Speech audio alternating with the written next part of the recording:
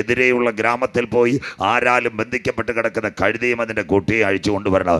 നാട്ടുകാരെങ്കിലും ചോദിച്ചാൽ കർത്താവിന് ഇതിന് ആവശ്യമുണ്ടെന്ന് പറയണം. ഇതൊരു പ്രവചനത്തിൻ്റെ നിവൃത്തി. യേശു ജനിക്കുന്നതിന് 550 കൊല്ലം മുമ്പ്, ഇന്നേക്ക് 2550 കൊല്ലം മുമ്പ് ഭക്തനായ സക്കറിയാവ് എഴുതി വെച്ച് അനുഗ്രഹിക്കോട്ട് ഭാഗം. സക്കറിയ പ്രവചനം 9:9. സിയോൻ പുത്രിയെ നീ ഉച്ചത്തിൽ ഘോഷിച്ചാനന്ദിക്കുക, യെരൂശലേം പുത്രിയെ നീ ആർപ്പെടുക. സിയോനിൻ്റെ രാജാവ് ജയശാലിയായി പെൺകഴുതയുടെ പുറത്ത് വാഹനമേറി പട്ടണത്തെ ഇളക്കിക്കൊണ്ട് അവൻ വരും. ആ നിറവ യേശു ക്രിസ്തുവിൻ്റെ ഒലിവുമലയിലേക്കുള്ള യാത്ര. യേശു ശിഷ്യന്മാരോട് പറഞ്ഞ് എതിരെയുള്ള ഗ്രാമത്തിലേക്ക് പോകുവാൻ. ആ കഴുതയുടെയും കുട്ടിയുടെയും പിൻപിൽ ഒരു ചരിത്രമുണ്ട്. വനാന്തരത്തിൽ കിടക്കുന്ന ഒരു കഴുതയും കുട്ടിയാ. ഒരുപക്ഷെ ഭർത്താവ് മരിച്ചതായിരിക്കും, അല്ലെങ്കിൽ ഡൈവോഴ്സ് കഴുതയായിരിക്കും. നാട്ടുകാരാൽ തള്ളപ്പെട്ടു. അതിൻ്റെ കയറുകൾ വനാന്തരത്തിനകത്ത് ഹല്ലേലൂയ ബന്ധിച്ച് കിടക്കുക. എല്ലാ ആശകളും അറ്റുപോയി. ഇന്ന് രാത്രി ആശകൾ അറ്റുപോകും. നാട്ടുകാർ സഹായമില്ലാതെ വരും. എന്നാൽ ഏത് വനാന്തരത്തിൽ കടന്നാൽ നിന്നെപ്പറ്റി ദൈവത്തിനൊരു പദ്ധതി ഉണ്ടെങ്കിൽ പൊന്നുപോലെ പുറത്തു കൊണ്ടുവരുവാ. ഇന്ന് രാത്രി കഴുതയുടെ പിൻപിൽ ഇറങ്ങിയ കരം ഇന്ന് രാത്രി കൺവെൻഷൻ കൂട്ടങ്ങളിൽ ഇറങ്ങുന്ന രാത്രിയാ. പരാജയപ്പെട്ടു പോകരുത്, തളർന്നു പോകരുത്. നിന്റെ സമയമല്ല, ദൈവത്തിൻ്റെ സമയം. ഹല്ലേലൂയ.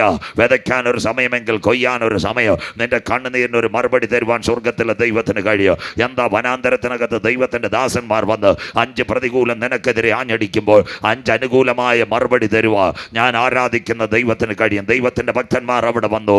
നമ്പർ 1 കഴുതയുടെ കെട്ടഴിച്ചു. 2 അതിനെ പുറത്തു കൊണ്ടുവന്നു. 3 രക്ഷയുടെ വസ്ത്രം വിതറി. 4 അതിൻ്റെ മരണം കാത്തുനിന്ന പട്ടണത്തിൽ കൂടി കഴുതയുടെ പുറത്ത് ഒരുവൻ രാജാവായി യാത്രയായി. 5 എല്ലാവരും പരീക്ഷ ഹല്ലേലൂയ എല്ലാവരും പ്രതിഷേധമുയർത്തിയ കാലഘട്ടത്തിനകത്തെ കഴുത യെരൂശലേം ദൈവാലയത്തിൻ്റെ മുൻപിനകത്ത് നിന്നു. പട്ടണത്തെ ഇളക്കുന്ന ഇവനാർ, കർത്താവിൻ്റെ നാമത്തിൽ വരുന്നവൻ വാഴ്ത്തപ്പെട്ടവൻ. അത്യുന്നതങ്ങളിൽ ഓശാന ഓശാന. സരളവൃക്ഷ കൊമ്പുകൾ വെട്ടിക്കൊണ്ട് ഇസ്രായേൽ ജനം ആർപ്പെട്ടു. ഈ കഴുത ദൈവാലയത്തിൻ്റെ മുൻപിലേക്ക് വന്നു. 5 പ്രതികൂലം നിനക്കെതിരെ ആഞ്ഞടിക്കുമ്പോൾ 5 അനുകൂലമായ മറുപടി തരുമോ? നിന്റെ കണ്ണുനീരിനകത്ത് പ്രവർത്തിക്കുന്ന കരുണാമയൻ്റെ കരം ഈ തിങ്കളാഴ്ച രാത്രി ചലിക്കുന്ന രാത്രിയാ. എത്ര പേർക്ക് കാര്യം മനസ്സിലാകുന്നു? നീ തകർന്ന് കാണുവാൻ, നിന്റെ കുടുംബത്തിൽ മരണം കാണുവാൻ പട്ടണം നിന്നെ കാത്തിരിക്കും. എന്നാൽ ഇന്ന് രാത്രി വിശ്വാസത്തോടെ പറയണം, നിന്ദിച്ചവരുടെ നടുവിൽ എന്നെ മാനിക്കുന്ന ദൈവ, എൻ്റെ ശത്രുക്കളുടെ നടുവിൽ എന്നെ ഉയർത്തുന്ന ദൈവ, എവിടെ ഞാൻ പരാജയപ്പെട്ട് കാണാൻ ശ്രമിക്കുന്നു അതിൻ്റെ നടുവിൽ കൂടി ഇന്ന് രാത്രി എന്നെ കടത്തി വിടുവാ. നല്ലൊരു കർത്താവിനെ ഇന്ന് രാത്രി നീ ആരാധിക്കുന്നത് വിശ്വാസത്തോടെ പറഞ്ഞാട്ടെ. യഹോവ എൻ്റെ ഇടയനാകുന്നു, എനിക്കൊരു മുട്ടും വരുത്തുവാൻ അവൻ അനുവദിക്കയില്ല. പച്ചയായ പുൽപ്പുറങ്ങളിൽ കൂടി എന്നെ നടത്തുന്ന നല്ല ദൈവ. കൂരിരുളിൻ്റെ താഴ്വരയിൽ അല്പം കടന്നാലും വടിയും ചെങ്കോലും എടുത്ത് എന്നെ പട്ടണത്തിൽ കൊണ്ടുവന്ന് ആശ്വസിപ്പിക്കുക. ഇന്ന് രാത്രി ഞാൻ ആരാധിക്കുന്ന ദൈവത്തിന് കഴിയും. എത്ര പേർക്ക് വചനം മനസ്സിലാകുന്നു? ദൈവത്തിൻ്റെ കരം ഇന്ന് രാത്രി ചലിക്കുന്ന രാത്രിയായി മാറട്ടെ. പച്ചാങ്കുടി പറയും നീ തകർന്നു പോകുക. നാട്ടുകാർ പറയും നിന്റെ കുടുംബത്തിൽ നന്മ വരത്തില്ല.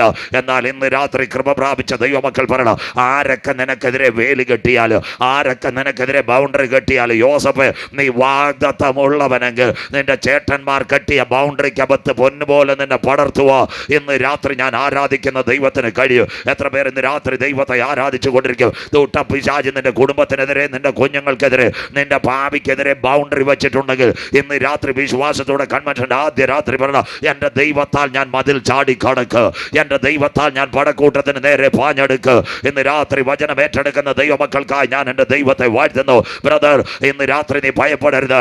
ഒരു പട്ടണത്തിൻ്റെ വിടുതലിൻ്റെ താക്കോൽ ഇന്ന് രാത്രി പരിശുദ്ധാത്മാവ് നിന്നിലേക്ക് പകരുന്ന രാത്രിയാ. സിസ്റ്റർ, ഇന്ന് രാത്രി നീ തകരരുത്, പതറരുത്. നിന്റെ കുടുംബത്തിൻ്റെ വിടുതലിൻ്റെ താക്കോൽ ഇന്ന് രാത്രി നിനക്ക് വേണ്ടി പകരുന്ന രാത്രിയാ. ഇന്ന് രാത്രി ദൈവത്തെ ആരാധിക്കാൻ തയ്യാറായാൽ ശിംശോന്റെ കാലിനകത്ത് ഫെലിസ്ത്യർ കെട്ടിവെച്ച ചണനൂലുകളെ തകർത്ത് കളയുക. അവൻ്റെ മേൽ ഒരു അഭിഷേകം ഇറങ്ങിയതുപോലെ ഇന്ന് രാത്രി നീ ആരാധിക്കുവാൻ തയ്യാറുണ്ടെങ്കിൽ, അന്യഭാഷയിൽ ദൈവത്തെ സ്തുതിക്കുവാൻ തയ്യാറുണ്ടെങ്കിൽ, നിന്റെ കാലുകളെ കെട്ടിയ ഫെലിസ്ത്യരുടെ ചരടുകളെ അടർക്കുക. ശിംശോന്റെ ഹല്ലേലൂയ ദൈവസന്നിധിയിൽ അവൻ്റെ മേൽ ഒരു അഭിഷേകം ഇറങ്ങിയതുപോലെ ഇന്ന് രാത്രി അഭിഷേകം അടിമതുകങ്ങളെ തകർക്കുമെങ്കിൽ വിശ്വാസത്തോടെ കൺവെൻഷൻ്റെ ആദ്യ രാത്രി ഈ ഗ്രൗണ്ട് വിട്ടു പോകുമ്പോൾ പഞ്ചാങ്കുഴി പറയണം, ഇന്ന് കണ്ട മിസ്രയീമിനെ ഇനി കാണുകയില്ല, ആ കഷ്ടം ഇനി വരികയില്ല. ഇന്ന് രാത്രി ഒരു അധികാരത്തിൻ്റെ കൈമാറ്റത്തിൻ്റെ താക്കോൽ എനിക്ക് വേണ്ടി പരിശുദ്ധാത്മാവ് പകരുന്ന രാത്രിയാ. എൻ്റെ രോഗക്കെട്ടുകളെ മാറ്റുക. ഇന്ന് രാത്രി എൻ്റെ മേൽ ഒരു അഭിഷേകം പകരുന്ന രാത്രിയാ. ശിശുക്കളുടെ മുല കുടിക്കുന്നവരുടെ വായു ഇന്ന് രാത്രി ഞാൻ ഒരു അമിത ബലം വെച്ചിട്ടുണ്ട്. Something is happened in this moment. The precious moment, the mighty presence of the Holy Spirit come to the ground. വിശ്വസിച്ചാൽ ഇന്ന് രാത്രി നീ ദൈവത്തിൻ്റെ മഹത്വം കാണും. കഴുതയുടെ ജീവിതത്തിൽ മാത്രമല്ല, നിന്റെ തലമുറയുടെ ജീവിതത്തിൽ ഇന്ന് രാത്രി പൊന്നുപോലെ പുറത്തു കൊണ്ടുവരുവാ ഞാൻ ഞാൻ ആരാധിക്കുന്ന ദൈവത്തിന് കഴിയും. ഹല്ലേലൂയ. പ്രിയപ്പെട്ട ദൈവമക്കളെ, ദൈവാലയത്തിൻ്റെ മുൻപിൽ കഴുതയെത്തി. ഈ ദൈവാലയത്തിനകത്ത് യഹൂദൻ്റെ ദൈവാലയത്തിൽ ഒരു കഴുതയെത്തിയാൽ അതിനെ അവർ വെറുതെ വിടത്തില്ല. കഴുതവാഹന മൃഗ. പക്ഷേ ഇന്ന് ഈ കഴുതയെ തൊടുവാൻ ആർക്കും കഴിഞ്ഞില്ല. സാധാരണ പുള്ളിയല്ല അതിനകത്ത് യാത്ര ചെയ്ത് അണ്ടഘടാകങ്ങളെ സൃഷ്ടിച്ചവൻ, ആകാശ നക്ഷത്രങ്ങളെ ഉളവാക്കിയവൻ, ഉയരത്തിൽ നിന്ന് താഴേക്കിറങ്ങിയ വ്യക്തിയായി യാത്ര ചെയ്ത്. അതുകൊണ്ട് കഴുതയെ ആരും തൊട്ടില്ല. ഇന്ന് രാത്രി പ്രിയപ്പെട്ടവരെ, ദർശനത്തിന് ദൈവം ഒരു അവധി വെച്ചിട്ടുണ്ട്. കണ്ണുനീരിന് ദൈവം ഒരു മറുപടി വെച്ചിട്ടുണ്ട്. അന്ന് യെരൂശലേം ദൈവാലയം യേശു കടന്നു വന്ന ഓശാന പെരുന്നാളിൽ അനുഗ്രഹിക്കപ്പെട്ട ഒരു പ്രഭാഷണം നടത്തി. ആ പ്രഭാഷണമാ ഓശാന പെരുന്നാളിലെ പ്രഭാഷണം. ആദാ മത്തായി 24 യേശു ക്രിസ്തുവിൻ്റെ 3 മധുരകരമായ പ്രഭാഷണങ്ങൾ. ഒന്ന്, ഗിരിപ്രഭാഷണം. ഇന്ത്യക്ക് സ്വാതന്ത്ര്യം നേടിത്തന്ന മഹാത്മജി അദ്ദേഹത്തെ അഹിംസയിലേക്ക് കൊണ്ടുവന്നത് ഇസങ്ങളും തത്വങ്ങളുമല്ല, യേശുദേവന്റെ മൊഴിമുത്തുകൾ. രണ്ടാമത്തെ പ്രഭാഷണമാ ഒലിവുമല പ്രഭാഷണം. ഇന്ന് രാത്രി കുഞ്ഞു വായിച്ചു. മൂന്നാമത്തെ അനുഗ്രഹിക്കപ്പെട്ട ഒരു പ്രഭാഷണമുണ്ട്, മാളികമുറി പ്രഭാഷണം. കടക്കാം മത്തായി 24 1, 2 വാക്യങ്ങളിലേക്ക്. യേശു ദൈവാലയം വിട്ടുപോകുമ്പോൾ ശിഷ്യന്മാർ ആലയത്തിൻ്റെ പണി കാണിച്ചു. യേശുവേ, ഈ ആലയത്തിൻ്റെ പണി കാണുന്നുവല്ലോ. യേശു പറഞ്ഞത് കല്ലിന്മേൽ കല്ല് ശേഷിപ്പാതെ ഇടിഞ്ഞു പോകുക. പറഞ്ഞത് AD 30 AD 70 ആലയം തകർന്നു. യേശു അവിടുന്ന് സ്ഥലം കാലിയാക്കി. അന്ന് ദൈവാലയത്തിൽ അനുഗ്രഹിക്കപ്പെട്ട ഒരു പ്രഭാഷണം നടത്തി. യുഗാന്ത്യ സംഭവങ്ങളെ പറ്റി യേശു പറഞ്ഞു. എന്താ യേശു പറഞ്ഞു? വരുംകാല സംഭവങ്ങൾ. മത്തായി 24 3, 4, 5. ശ്രദ്ധയോടെ ബൈബിൾ തുറക്കണം. അന്ത്യകാല പ്രഭാഷണം. യേശു ഒലിവുമലയിൽ തനിച്ചിരിക്കുമ്പോൾ ശിഷ്യന്മാർ യേശുവിൻ്റെ അടുക്കൽ ചെന്ന്, യേശുവേ, നിന്റെ അനവധി പ്രഭാഷണങ്ങൾ ഞങ്ങൾ കേട്ടിട്ടുണ്ട്. കാനാവിലെ കല്യാണത്തിലും അതുപോലെ തന്നെ പിന്നെ അതുപോലെ അഞ്ചപ്പവും 2 മീനും കൊണ്ട് 5000 പോഷിപ്പിച്ച നിന്റെ പ്രഭാഷണങ്ങൾ പലതും കേട്ടിട്ടുണ്ട്. പതിവിന് വിപരീതമായി ഇന്ന് പകൽ ദൈവാലയത്തിൽ ഒരു പ്രഭാഷണം പറഞ്ഞു. ലോകം അവസാനിക്കും, നീ പോയിട്ട് മടങ്ങി വരൂ. ചോദ്യം ഇത്, ഗുരു, അതെപ്പോൾ സംഭവിക്കും? നിന്റെ വരവ്, ലോകത്തിൻ്റെ അവസാനം, അടയാളം എന്തെന്ന് പറഞ്ഞു തരണം. End of the world, second coming of Jesus, what about the signal? യേശു ഉടനെ പറഞ്ഞത് വെള്ളറുടെ പുതിയ മാർക്കറ്റ് വരും, അല്ല പനച്ചുമൂടെ ചന്ത വിപുലമാക്കുമെന്നല്ല. യേശു പറഞ്ഞ, ആരും നിങ്ങളെ തെറ്റിക്കാതിരിപ്പാൻ സൂക്ഷിച്ചുകൊള്ളുവേൻ. തീർന്നില്ല. ഞാൻ ക്രിസ്തു എന്ന് പറഞ്ഞ അനേകം കള്ളക്രിസ്തുക്കളും കള്ളപ്രവാചകന്മാരും എഴുന്നേറ്റ് വരും. അടുത്ത വാക്ക്, ആ കാലം എപ്പോഴെന്നറിയായിക്കാൾ സൂക്ഷിച്ചുകൊള്ളു. യേശുവിൻ്റെ പേര് പറഞ്ഞ് പണമടിച്ച് മാറ്റും. യേശുവിൻ്റെ പേര് പറഞ്ഞ് അത്ഭുത രോഗശാന്തി. യേശു അറിയാത്ത കാര്യം പറഞ്ഞ് യേശുവിനോട് മാറി നിൽക്കാൻ പറയുന്നു. സുവിശേഷത്തെ വിൽപ്പന ചരക്കാക്കുന്ന പല ഉപദേശിമാരും വിശ്വാസികൾ അവസാന കാലത്ത് എഴുന്നേൽക്കുമെന്ന് യേശു പറഞ്ഞു. അതുകൊണ്ട് യേശു പറഞ്ഞു, ഞങ്ങളല്ല, ആരും നിങ്ങളെ തെറ്റിക്കാതിരിപ്പാൻ സൂക്ഷിച്ചുകൊള്ളുവേൻ. നിങ്ങളെ തന്നെ സൂക്ഷിച്ചുകൊള്ളുവേൻ. ആ കാലം എപ്പോഴെന്നറിയായികാൽ സൂക്ഷിച്ചുകൊള്ളുവേൻ. യഥാർത്ഥ സത്യവചനം, ക്രിസ്തുവിൽ കൂടിയുള്ള രക്ഷ. എന്താ സുവിശേഷം? അവിടെ വിടുതലല്ല, രോഗശാന്തിയല്ല സുവിശേഷം. സുവിശേഷം എന്നതോ ദാവീദിൻ്റെ സന്തതിയായി ജനിച്ച് ജീവിച്ച് മരിച്ച് തിരുവഴുത്തിൻ പ്രകാരം അടക്കപ്പെട്ട് 3-ാം നാൾ ഉയർത്തെഴുന്നേറ്റ് യേശുവിനെ ഉയർത്തു. അതാകുന്നു ഞങ്ങളുടെ സുവിശേഷം. സ്വോത്രം. അപ്പം പറയൂ, ദൈവദാസൻ നന്മയെ പറ്റി പറയുന്നില്ല. നന്മ കിട്ടും മക്കളെ. മുമ്പേ അവൻ്റെ രാജ്യവും അവൻ്റെ നീതിയും അന്വേഷിച്ച് വചനപ്രകാരം രക്ഷയുടെ പെട്ടകത്തിനകത്ത് കടന്ന് നിന്റെ കുടുംബത്തെയും കുഞ്ഞുങ്ങളെയും അനുഗ്രഹിക്കുവാൻ ഞങ്ങൾ ആരാധിക്കുന്ന ദൈവത്തിന് കഴിയും. വിശ്വസിക്കുന്നവർക്കായി ഞാൻ എൻ്റെ ദൈവത്തെ വാഴ്ത്തുന്നു. അതിന് മറുപടി യേശു ക്രിസ്തുവിൻ്റെ മടങ്ങി വരവ്, end of the world, second coming of Jesus. ഉലകത്തിൽ 4 കാര്യങ്ങൾ മറുപടിയായി. അതിലാദ്യമായി യേശു പറഞ്ഞു, മത്തായി 24 32 33 34, ആ തീയെ നോക്കി ഒരു മമ പഠിപ്പീൻ, അതിൻ്റെ കൊമ്പിളതായി ഇല തളിർക്കുമ്പോൾ വേനൽ അടുത്തു. വരാൻ പോകുന്നു ഇസ്രയേലുമായിട്ടൊരു അന്തിമ യുദ്ധം. 3 മരങ്ങളോട് ഇസ്രയേലിനെ ഉപമിച്ചിട്ടുണ്ട്. 1 അത്തിവൃക്ഷം. ഹോശയ്യ 9:10 അവൻ്റെ രാഷ്ട്രീയം. അത്തിവൃക്ഷത്തിന് തലക്കനി പോലെ നിന്റെ പിതാക്കന്മാരെ ഞാൻ മരുഭൂമിയിൽ കണ്ടു, ഇസ്രായേൽ. 2 മുന്തിരി. യോഹന്നാൻ 15:1-2 ഞാൻ സാക്ഷാൽ മുന്തിരിവള്ളിയും എൻ്റെ പിതാവ് തോട്ടക്കാരനും എന്നിൽ കായ്ക്കാത്ത കൊമ്പുകളൊക്കെയും വെട്ടിക്കളയുന്നു. 3 മൂന്നാമത്തെ മരമാ ഒലിവ്. അങ്ങനെ ഒരു സങ്കീർത്തനം പെന്തിക്കോസുകാരെല്ലാം കേട്ട് കാണും. 128-ാം സങ്കീർത്തനം. യഹോവയെ ഭയപ്പെട്ടവൻ്റെ വഴികൾ നടക്കുന്ന ഏവനും ഭാഗ്യവാൻ. നീ ഭാഗ്യവാൻ, നിനക്ക് നന്മ വരും. നിന്റെ അധ്വാനത്തിൻ്റെ ഫലം വെള്ളറട ബിവറേജസിൽ എത്തത്തില്ല. നിന്റെ ഭാര്യ വീട്ടിനകത്ത് കറുത്തമുത്തും ചന്ദന വഴിയും കാണത്തില്ല.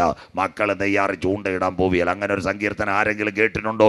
കല്യാണത്തിൻ്റെ അവസാന ഭാഗം ദൈവത്തിൻ്റെ ദാസന്മാർ വായിക്കും. നിങ്ങളെപ്പോലുള്ളവർ ബിരിയാണിക്ക് വേണ്ടി കാത്തു നിൽക്കും, ഞങ്ങളെപ്പോലുള്ളവർ കവർണ നോക്കിക്കൊണ്ടിരിക്കും. ഇതാരും ശ്രദ്ധിക്കത്തില്ല. അനുഗ്രഹിക്കപ്പെട്ട ഒരു സങ്കീർത്തനമാണ്. സങ്കീർത്തനം 128 1, 2, 3. യഹോവയെ ഭയപ്പെട്ടവന്റെ വഴികൾ നടക്കുന്ന ഏവനും ഭാഗ്യവാൻ, നീ ഭാഗ്യവാൻ. നിനക്ക് നന്മ വരും, നിന്റെ അധ്വാനത്തിന്റെ ഫലം വീട്ടിലെത്ത്.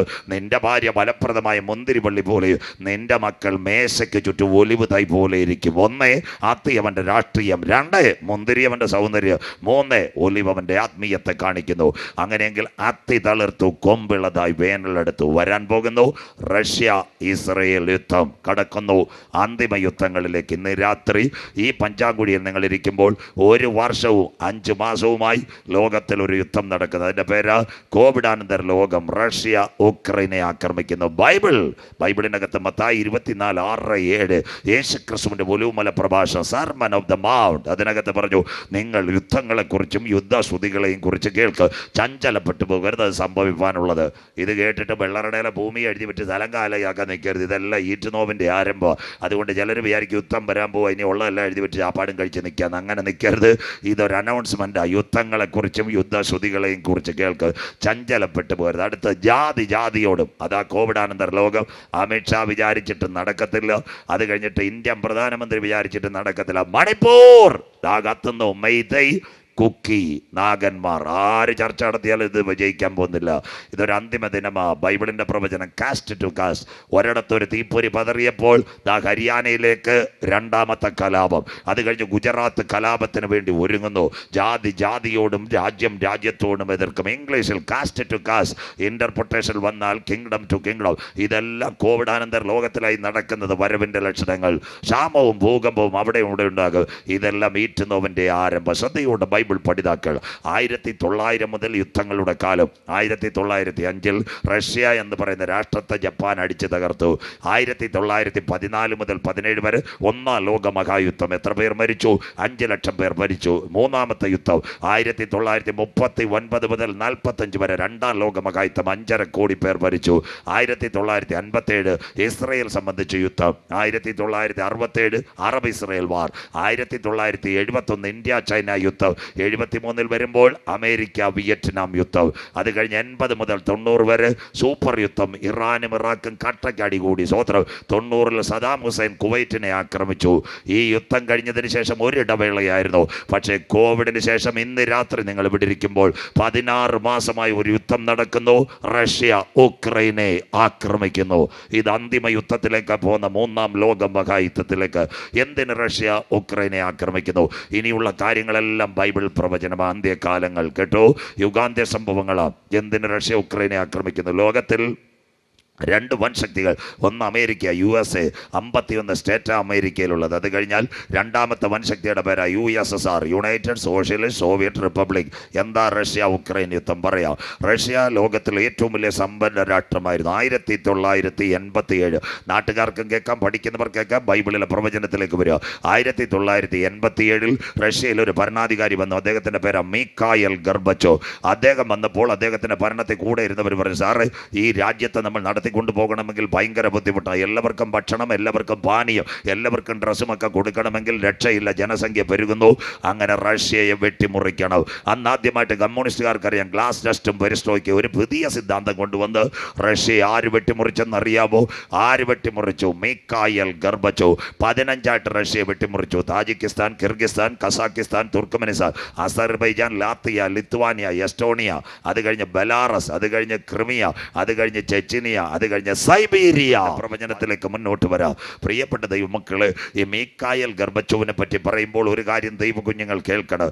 അദ്ദേഹം റഷ്യയുടെ പ്രസിഡന്റ് ആയിരിക്കുമ്പോൾ രാവിലെ ക്രെംലിൻ കൊട്ടാരത്തിലേക്ക് പോകുവാൻ വാഹനം അദ്ദേഹത്തെ തേടി വരും. വാഹനം തേടി വരുമ്പോൾ അദ്ദേഹത്തിൻ്റെ ഭാര്യയുടെ പേര് റൈസ ഗർബച്ചോവ്, മീഖായൽ ഗർബച്ചോവിൻ്റെ ഭാര്യ. അവരൊരു മുറിക്കകത്ത് കണ്ണുനീരോടെ പ്രാർത്ഥിച്ചുകൊണ്ടിരിക്കുക. അപ്പോൾ ഈ മീഖായൽ ഗർബച്ചോവ് അവരോട് ചോദിക്കാറുണ്ട്, ഞാൻ കൊട്ടാരത്തിലേക്ക് പോകുമ്പോൾ നീ എന്തിനാ പ്രാർത്ഥിക്കുന്നത്? അപ്പോൾ റൈസ ഗർബച്ചോവ് പറഞ്ഞൊരു കാര്യമുണ്ട്, താങ്കളെ റഷ്യയുടെ പ്രസിഡന്റ് ആക്കിയത് സ്വർഗത്തിലെ ദൈവമായതുകൊണ്ട് ഞാൻ മുട്ടുമടക്കി പ്രാർത്ഥിക്കുന്നു. അന്ന് വരെ ദൈവമില്ലെന്ന് വിശ്വസിച്ചിരുന്ന ഒരു വ്യക്തിയായിരുന്നു ആരാ? മീഖായൽ ഗർബച്ചോവ്. പക്ഷേ ഭരണം വിട്ടതിന് ശേഷം അദ്ദേഹം കർത്താവിന് രക്ഷിതാവായി സ്വീകരിക്കുവാൻ ദൈവം കൃപ ചെയ്തു. ഇന്ന് രാത്രി സഹോദര സഹോദരി, മടുത്തു പോകാതെ ദൈവസന്നിധിയിൽ പ്രാർത്ഥിച്ചാൽ അനേകം പേരെ നേടുവാൻ കലകമല്ല വലുത്, വടക്കല്ല വലുത്. അവൻ്റെ ബലമുള്ള കൈക്കീഴിൽ താഴ്മയോടെ കരഞ്ഞ് പ്രാർത്ഥിക്കുവാൻ കഴിയുമെങ്കിൽ പട്ടണത്തിനകത്ത് വലിയ എളിയവരെ തേടുക, പട്ടണത്തിനകത്ത് ഉന്നതരെ യേശുവിലേക്ക് കൊണ്ടുവരുക. നിന്റെ വിലയേറിയ കണ്ണുനീരിന് കഴിയും വചനം മനസ്സിലാകുന്നവർക്കായി ഞാൻ എൻ്റെ ദൈവത്തെ വാഴ്ത്തുന്നു. അദ്ദേഹത്തിൻ്റെ ഭാര്യയുടെ നിലവിളി കൊണ്ട് മീഖായേൽ ഗർഭച്ചു കർത്താവിൻ്റെ രക്ഷിതാവായി സ്വീകരിച്ചത്. ഇന്ന് രാത്രി നാം ഇവിടെ ഇരിക്കുമ്പോൾ എന്തുകൊണ്ട് റഷ്യ ഉക്രൈനെ ആക്രമിക്കുന്നു? എന്താ റഷ്യയുടെ 3 പ്രത്യേകത? സാമ്പത്തിക മണ്ഡലം തകരുന്നു. റഷ്യയിലെ ആണവ നിലയങ്ങൾ പ്രതിസന്ധിയിലായപ്പോൾ റഷ്യ ഉക്രൈനെ ആക്രമിക്കുന്ന 3 കാര്യങ്ങൾ ഇന്ന് രാത്രി രാഷ്ട്രീയക്കാർക്ക് അറിയത്തില്ല, ഇവിടുത്തെ ചാനലുകാർക്ക് അറിയത്തില്ല. ഒന്നാമത്തെ കാര്യം, ഉക്രൈനകത്ത് നല്ലൊരു നദിയുണ്ട്. ഇവിടെ വെള്ളറടയിലുള്ള കുഞ്ഞുങ്ങൾ അനവധി പേർ ഉക്രൈനെ MBBS പഠിക്കാൻ പോയി കാണും. അവർക്കറിയാം നദിയുടെ പേര് നിപ്പർ നദി. ലോകത്തിലെ ഏറ്റവും നല്ല സുന്ദരമായ വെള്ളം കിട്ടുന്ന നദിയാണ് നിപ്പർ നദി. ആ വെള്ളം കിട്ടിയാൽ ഒരു കാലത്ത് റഷ്യക്ക് പഞ്ഞം വരത്തില്ല. രണ്ടാമത്തെ കാര്യം, ലോകത്തിലെ ഏറ്റവും വലിയ ഗോതമ്പിൻ്റെ വിപണിയാണ് റഷ്യ. അത് കഴിഞ്ഞാൽ 2ാം സ്ഥാനം ഉക്രൈന. ഇതിനെയും കൂടെ കൈ കിട്ടിയാൽ ആഗോള വ്യാപകമായി ഗോതമ്പിൻ്റെ കുത്തക റഷ്യക്ക് ഏറ്റെടുക്കാം. റഷ്യ ഉക്രൈൻ തുടങ്ങിയതിൻ്റെ പിറ്റേന്ന് നമ്മുടെ റേഷൻ കടയിൽ നിന്ന് ആട്ടപ്പൊടി അവർ നിർത്തി. മിണ്ടുന്നില്ലല്ലോ, സ്വോത്രം. കാര്യങ്ങളെല്ലാം മനസ്സിലായോ? അതിൻ്റെ പിറ്റേന്ന് തൊട്ട് ഒറ്റ ആട്ടപ്പൊടിയും കിട്ടാനുള്ള സംവിധാനം എല്ലാം മാറ്റിക്കഴിഞ്ഞു.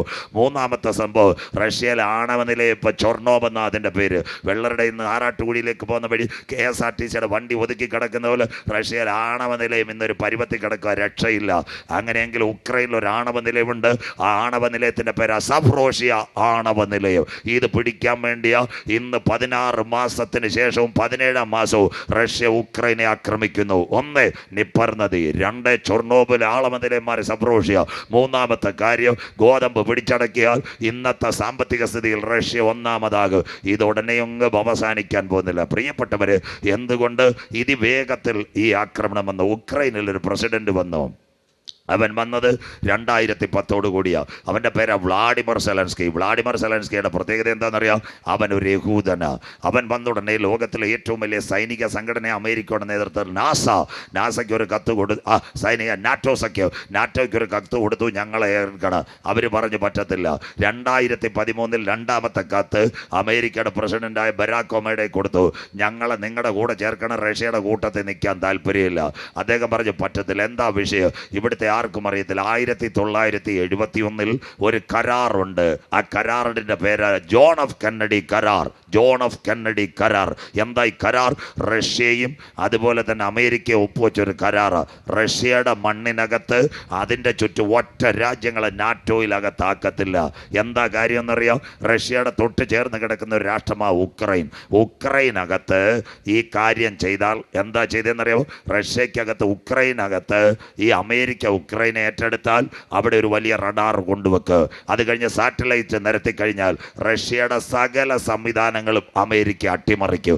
അതുകൊണ്ട് 1971 കൊണ്ടുവന്നൊരു കരാറാണ് ജോൺ ഓഫ് കെന്നഡി കരാർ. നമ്മുടെ തൊട്ടടുത്ത് ശ്രീലങ്ക, കേൾക്കണം, അവിടെ ഒരു തുറമുഖമുണ്ട്, കമ്പൻതോട്ട തുറമുഖം. 1500 കോടി രൂപ കൊടുത്ത ശ്രീലങ്ക തുറമുഖം പണിഞ്ഞത്.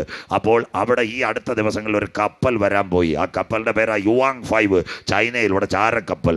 അതവിടെ വരുന്നതിന് ഇന്ത്യ എതിർത്തു. അത് ആ കപ്പൽ അവിടെ വന്നാൽ തിരുവനന്തപുരം വിമാനത്താവളം, ISRO, അത് കഴിഞ്ഞ് പാങ്ങോട് മിലിറ്ററി ക്യാമ്പ്, കൂടംകുളം ആണവ നിലയം, കൽപ്പാത്തി, ഇതിൻ്റെ സകല ടെക്നിക്കുകളും ഈ ഇൻ്റർനെറ്റ് വഴി വലിച്ചെടുക്കുക. അതുകൊണ്ട് ഇന്ത്യയുടെ വിദേശകാര്യമന്ത്രി S ജയശങ്കർ, ഏറ്റവും നല്ല ബുദ്ധിമാൻ, മോഡി സാറിനേക്കാളും അമിത്ഷായെക്കാളും അതുപോലെ രാജ്നാഥ് സിംഗിനേക്കാളും ഇന്ത്യ മൊത്തം തിരിച്ചുകൊണ്ടിരിക്കുന്ന ഏറ്റവും സുന്ദരനായ വിദേശകാര്യമന്ത്രി S ജയശങ്കർ. അദ്ദേഹം ശ്രീലങ്കയോട് ചൈനയോടും പറഞ്ഞ് ആവശ്യമില്ലാത്ത കുഴപ്പമുണ്ടാക്കാൻ കപ്പൽ കൊണ്ടുവരുത്.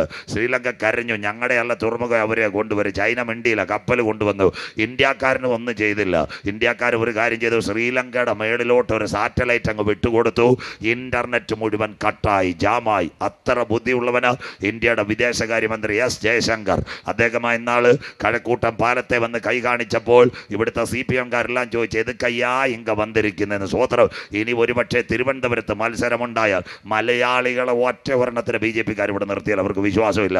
ഒന്നീ നിർമ്മല സീതാരാമൻ, അല്ലേ S ജയശങ്കർ. ഇവർ രണ്ടുപേരുമായിരിക്കും തിരുവനന്തപുരത്തെ സ്ഥാനാർത്ഥികൾ. അത് നോക്കാൻ വേണ്ടിയാണ് വന്നിരിക്കുന്നത് ഇന്ന് രാത്രി. പ്രിയപ്പെട്ടവരെ, അതുപോലെ ഈ ശ്രീലങ്കയുടെ മണ്ണിൽ നിന്ന് ചൈന രഹസ്യം ചോർത്തിയെടുക്കുന്നത് പോലെ ഉക്രൈൻ്റെ മണ്ണിൽ അമേരിക്ക ഒരു നിലയം പണിഞ്ഞ് റഡാർ വച്ചാൽ റഷ്യയുടെ കാര്യങ്ങൾ ചോർത്തിയെടുക്കും. അതുകൊണ്ട് 71 കരാറാ ജോൺ ഓഫ് കെന്നഡി കരാർ.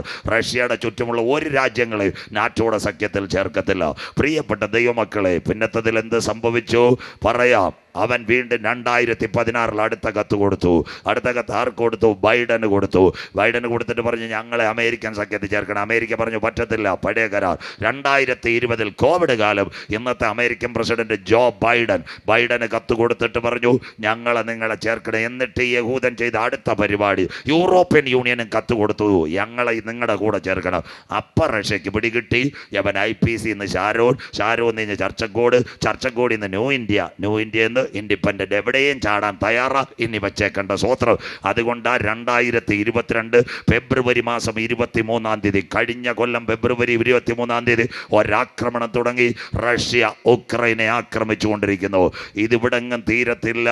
തിരുവനന്തപുരം നാഗർകോവിൽ റോഡ് പോകുന്നത് പോലെ ഇത് അന്തിമ യുദ്ധത്തിലേക്ക് പോകുന്നു. അങ്ങനെയെങ്കിൽ ഈ റഷ്യ ആരെ ആക്രമിക്കും? അന്തിമ ദിനങ്ങളിൽ ഇസ്രയേലിനെ ആക്രമിക്കും. ഇനി വായിച്ചു തുടങ്ങാം. വരുന്നു 3-ാം ലോക മഹായുദ്ധം. എസെക്കിയേൽ പ്രവചനം 39-ാം അധ്യായം 1-2 വാക്യങ്ങൾ. കുഞ്ഞു വായിച്ചാട്ടെ. എസെക്കിയേൽ പ്രവചനം 39 1-2 വാക്യങ്ങൾ. അല്ലയോ മനുഷ്യപുത്ര, വായിച്ചു തുടങ്ങിയോ? നീയോ മനുഷ്യപുത്ര ഗോഗിനെ കുറിച്ച് പ്രവചിച്ച് പറയേണ്ടത്. ഇതെല്ലാം പ്രവചനമാ. കാരാവിലെ കല്യാണമല്ല. അതുകൊണ്ട് നിങ്ങളെല്ലാം ബൈബിൾ നോക്കിക്കൊണ്ടത് ഈ ഗോഗിനെ കുറിച്ച് വിളിച്ചു പറയേണ്ടത്. ആരാ ഗോഗെന്നറിയാമോ? നോഹയുടെ മക്കൾ, കനാൻ ശപിക്കപ്പെട്ടവർ. 3 കുഞ്ഞുങ്ങളായിരുന്നു നോഹയ്ക്ക്, ശേം, ഹാം, യാഫേത്ത്. യാഫേത്തിന്റെ തലമുറയിൽപ്പെട്ടത് മാഗോഗ്. പൊക്കം കുറഞ്ഞ രാജ്യക്കാർ, കൊറിയ, ചൈന, മംഗോളിയ, തായ്വാൻ. അതിൻ്റെ കൂട്ടത്തിൽ നിന്ന് ചാടി ഒരുവനാ ഇന്നത്തെ ഗോഗ്. അവനെ വിളിക്കുന്ന റഷ്യ എന്ന. മാഗോഗിന്റെ തലയായ ഗോഗ്, നീയോ മനുഷ്യപുത്ര. ഉൽപ്പത്തി 10:2 ഈ രാഷ്ട്രങ്ങളെല്ലാം എഴുതിയിട്ടുണ്ട്, ലോകരാഷ്ട്രങ്ങൾ. നോഹയുടെ മക്കൾ ഉൽപ്പത്തി 10:2 രേഖപ്പെടുത്തി. നീയോ മനുഷ്യപുത്ര ഗോഗിനെ കുറിച്ച് വിളിച്ചു പറയേണ്ടത്. വായിച്ചാട്ട് കുഞ്ഞേ. ബൈബിള് കൂടെ വെച്ചേക്കണ. യഹോവയായ കർത്താവ് ഇപ്രകാരം അരുളി ചെയ്യുന്നു. അതാ മലയാളം. റഷ്യ, മോസ്കോ, ടുബാസ്കോ. റോഷ് റഷ്യ, ട്രിവാൻഡ്രം, തിരുവനന്തപുരം, മദ്രാസ്, ചെന്നൈ ആയതുപോലെ പഴയ നിയമത്തിൽ വാക്യങ്ങൾ മാറുന്നു. അതിൻ്റെ പേര് റഷ്യ. ഇന്നത്തെ തലസ്ഥാനം മോസ്കോ. അതിനുശേഷം സൈബീരിയ, അതിൻ്റെ തലസ്ഥാനമാണ് ടുബാസ്കോ. എത്ര ക്ലിയർ ആണെന്നറിയാമോ ബൈബിളിന്റെ പ്രവചനങ്ങൾ? അടുത്ത വാക്ക് എന്നിവയുടെ പ്രഭുവായ. വായിച്ചിട്ട് മോളെ. ഇന്നത്തെ കമ്മ്യൂണിസ്റ്റ് റഷ്യയെ. അടുത്ത വാക്ക് ഞാൻ നിനക്ക് വിരോധമായിരിക്കുന്നു. റഷ്യ ഉക്രൈൻ യുദ്ധം തുടങ്ങി. എല്ലാവരും പുട്ടിന് വിരോധമായില്ലേ? കണ്ടില്ലേ? റഷ്യ ആരെങ്കിലും സഹകരിക്കുന്നോ? എല്ലാവരും റഷ്യക്ക് വിരോധമാ. അതുകൊണ്ട് റഷ്യയിലെ IFC കോഡ് മാറുന്നു. പണ്ട് ഇവിടെ തിരുവനന്തപുരത്ത് നിന്ന് എത്ര പിള്ളേരാ ജോർജിയയിൽ പിന്നെ MBBS പഠിക്കാൻ പോകുന്നത്, റഷ്യയിൽ MBBSന് പോകുന്നത്. എത്രയോ എണ്ണം പഠനം നിർത്തി. തീർന്നു റഷ്യയുടെ കാര്യം. ഈ കേരളത്തിൽ കൊല്ലം ജില്ലയിലെ കശുവണ്ടിക്കാർ സമരം വന്നപ്പോൾ നമ്മുടെ പാറശാലയും പുലിയൂർശാലയും വെള്ളറുടെയും തോലടിയിലും മതിലിയാടി കശുവണ്ടി ഫാക്ടറി തുടങ്ങിയതുപോലെ റഷ്യ അവസാനം MBBS പഠനം നടത്തി കാശുണ്ടാക്കിക്കൊണ്ടിരുന്നതാണ്. അതും അവൻ്റെ തകർന്നുകൊണ്ടിരിക്കുക. സ്വോത്രം. അതുപോലെ അമേരിക്ക വേറൊരു പണിയും കൂടെ ചെയ്തു. റഷ്യയിലെ വൻകിട മുതലാളിമാർ അമേരിക്കയിലെ ബാങ്കിലിട്ടിരുന്ന സകല ഡോളറും അവന്മാർ ഫ്രീസ് ചെയ്ത് വെച്ചിരിക്കുക. ഇതാ അന്തിമ യുദ്ധം വരാൻ പോവുക. ഇതൊന്നും നാട്ടിലെ പത്രങ്ങൾ എഴുതുന്നില്ല. പിന്നെ അതുകൊണ്ട് റഷ്യയിലെ കാർ കമ്പനികൾ, മിക്കവാറും എല്ലാ കാർ കമ്പനികളും അവിടുന്ന് ഗുഡ് ബൈ പറഞ്ഞു. അതുകൊണ്ട് തമിഴ്നാട്ടിൽ ഈ അടുത്ത ദിവസം 23,000 കോടിയുടെ ഹോണ്ടയുടെ ഒരു കാർ പ്ലാന്റ് തമിഴ്നാട്ടിൽ വരുന്നു. കേട്ടവരെന്ന് കൈ ഉയർത്തിയാട്ട്. 2 ലക്ഷം പേർക്കോളം തൊഴിൽ കിട്ടാൻ. കേരളത്തിൽ വരും, പ്രാർത്ഥിച്ചോണ്ടാ മതി. സ്വോത്രം. സ്റ്റാലിൻ പറഞ്ഞു ഇങ്ക വന്നാട്ടയ്യ ദാ കിടക്കുന്ന 23,000 കോടിയുടെ കാർ പ്ലാന്റ്, റഷ്യ വരേണ്ട കാർ പ്ലാന്റ് തമിഴ്നാട്ടിൽ ലക്ഷക്കണക്കിന് പേർ. അങ്ങനെയെങ്കിൽ റഷ്യയുടെ സാമ്പത്തിക മണ്ഡലം തകരുന്നു. സകലരും പുട്ടിന് വിരോധമായിരിക്കുന്നു. അന്ത്യകാലം. ഇത് ഈറ്റുനോവിന്റെ ആരംഭം. അടുത്ത വാക്ക് ഞാൻ നിന്നെ. ബൈബിൾ എടുത്തോ. അടുത്ത വാക്ക് അന്ത്യദിനം. ഞാൻ നിന്നെ. വായിച്ചാട്ടെ. റൂട്ട് മാറ്റ്. വെള്ളറുടെ വണ്ടി ചെമ്പൂര് വെള്ളറുടയ്ക്ക് പകരം നേരെ പാറശാല വഴി കയറി വരുന്ന കാരക്കോണം റൂട്ട് മാറ്റുന്നത് പോലെ റൂട്ട് മാറ്റി. 6-1. വായിച്ചാട്ടെ. 6-1 Tajikistan, Kyrgyzstan, Kazakhstan, Turkmenistan, Azerbaijan, Ukraine. ഈ 6 രാജ്യത്തിൽ കൂടെ നിന്നെ ഞാൻ കടത്തിക്കൊണ്ടുപോകും അന്ത്യദിനങ്ങളിൽ. അപ്പോൾ കമ്മ്യൂണിസ്റ്റ് റഷ്യ വെട്ടിമുറിക്കുമെന്ന് സഖാവ് EMS അറിയായിരുന്നോ? സഖാവ് പിണറായിക്ക് അറിയായിരുന്നോ? സഖാവ് കോടിയേരിക്ക് അറിയാമോ? സഖാവ് VS അറിയാമോ? കമ്മ്യൂണിസ്റ്റ് റഷ്യ വെട്ടിമുറിക്കുമെന്ന് അവർക്കാർക്കും അറിയത്തില്ല. റഷ്യ വെട്ടിമുറിക്കുമെന്ന്. എന്നാൽ 2550 കൊല്ലം മുമ്പ് ഞങ്ങളുടെ ബൈബിളിനകത്ത് ഭക്തനായ എസെക്കിയേൽ എഴുതി റഷ്യയെ വെട്ടിമുറിക്കോ. ഇന്ന് രാത്രി പഞ്ചാങ്കുഴിയെ വായിക്കുന്നവൻ ഭാഗ്യവാൻ, വായിച്ച് കേൾപ്പിക്കുന്നവൻ ഭാഗ്യവാൻ, പ്രമാണിക്കുന്നവൻ ഭാഗ്യവാൻ. സമയം അടുത്തിരിക്കുന്നു. യഹോവയുടെ പുസ്തകത്തിൽ തെരഞ്ഞാൽ കിട്ടാത്ത വല്ല കാര്യമുണ്ടോ? ഇത് ബാലരമേല ഡിങ്കനും കുട്ടൂസനും മായാവിയല്ല, സ്വർഗത്തിൽ നിന്ന് താഴേക്ക് ഇറങ്ങി വന്ന സ്വർഗീയ രാജാവിന്റെ തിരുവെഴുത്ത.